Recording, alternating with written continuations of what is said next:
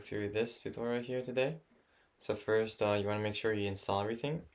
I'm on an M1, and so I had this issue and had to go figure it out. So you have to do this, and if you're confused on what install there is, read here, or if you want to read through what the issues were, just go here. And so at this, once you do this, you should be able to do Solang. And so once we have this, we will just go and get the Solidity file. And so now we have the Solidity file. And then all you have to do is Solang and run it. And so now the WASM file, or also known as contract sometimes, or JSON, will be here, right? So now we want to go to the Plasm Portal UI.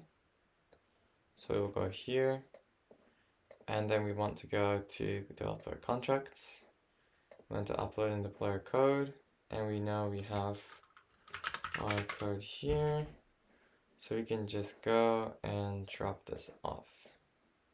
And so now you can also see that each one corresponds. So the messages and the constructors.